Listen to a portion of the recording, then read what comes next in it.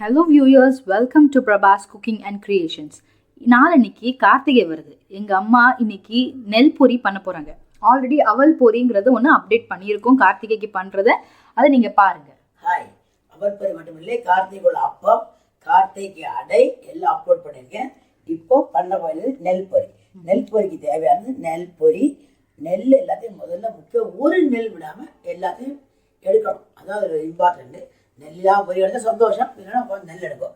அடுத்தது போட வேண்டியது அதுக்கு தேங்காய் கீரல், வெல்லம். வெல்லத்தை பாகு வைக்கணும். அதுக்கு முன்னாடி ஆஸ் யூஷுவல் வெல்லத்தை தண்ணீரை கரைச்சி அதை குப்பையோ கல்லோ மணலோ இருந்தால் அதை ரிமூவ் பண்ணணும். வெல்லத்தை போட்டு வைக்கிறேன். இப்போ அடுப்பத்தை வைக்கிறேன்.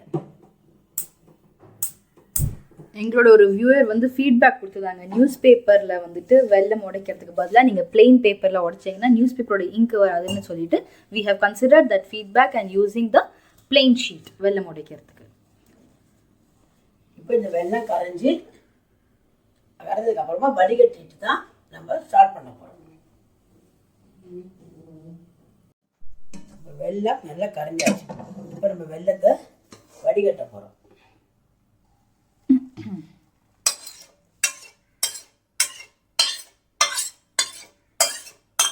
வெள்ளத்துல குப்பை இருக்கு. வடிகட்டுறதுங்கிறது மஸ்ட்.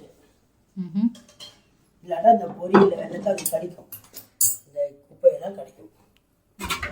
இப்போ வடிகட்டின வெள்ளத்தை இதில் விடுறேன். இப்போ பண்ண வேண்டியது பாகு காய்ச்சல்.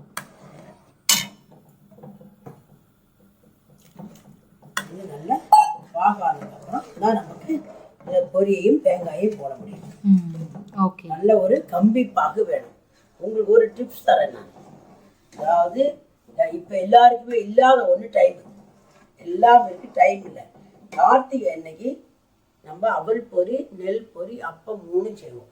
3க்குமா சேர்த்து இல்லை அடையோட இந்த ஸ்வீட்டு 3 செய்வோம். இந்த 3க்குமா சேர்த்து வெல்லத்தை கரைச்சி வச்சுருக்கோம். ஒவ்வொன்றுக்காக செய்ய வேண்டாம், 3க்கும் செய்ய. இன்னும் கொஞ்சம் கிளவராக செய்யலாமானால் அப்பத்துக்குள்ள தனியாக விசுவி அப்படியே பாகு காய்ச்சலாம்.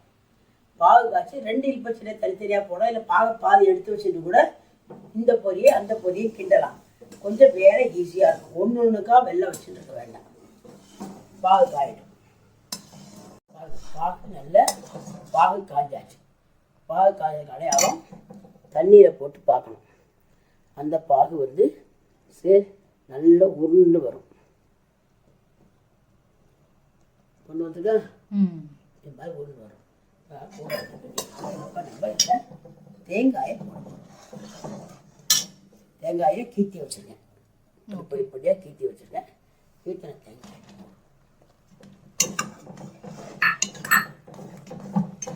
இங்கே பெங்களூரில் வெதர் ரொம்ப நல்லா இருக்கு. ஸ்லைட் ட்ரெஸ்ஸில் ஸ்லைட் ரெயின். எனக்கு ரொம்ப காஃபி வேணும்னு இருக்கிறதுனால எங்கள் அம்மா பக்கத்தில் பால் வச்சுருக்காங்க. நாங்கள் காஃபி குடிக்க போகிறோம் பொதுக்கி முடிச்சுட்டு. இது நெல் பொரி, நெல்லெல்லாம் எடுத்த நெல் பொரி. சரியா? இப்போ இது பால் காய்ச்சல போட போகிறோம்.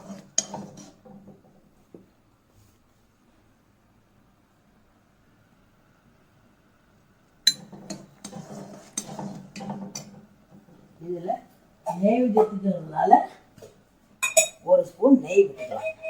பொரியில இல்லை பாகில். ஓகே, பொரி போடுறதுக்கு முன்னாடியே எதுவுமே நெய்வேத்தியத்துக்குன்னு போடுறதுன்னா 1 ஸ்பூன் நெய் விட்டுக்கலாம். இதை இப்போ நான் பொரியை போட்டு கிண்ட போகிறேன்.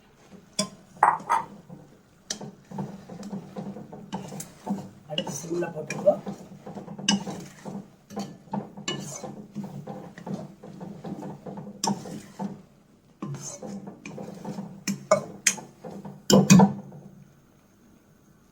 அந்த வெல்லம் வந்து ஈவனாக எல்லா பொரி மேலேயும் இருக்கணும். நல்லா கிண்டி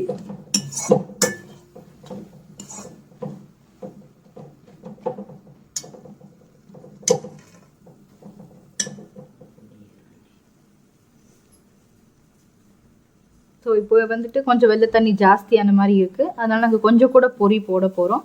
ஸோ நீங்கள் அதோட கன்சிஸ்டன்சியை பார்த்துட்டு உங்களுக்கு கொஞ்சம் கூட பொரி வேணும்னா கம்மி பண்ணிக்கோங்க, வேணுமானா கம்மி பண்ணிக்கோங்க, வேணுமானா ஜாஸ்தி பண்ணிக்கோங்க.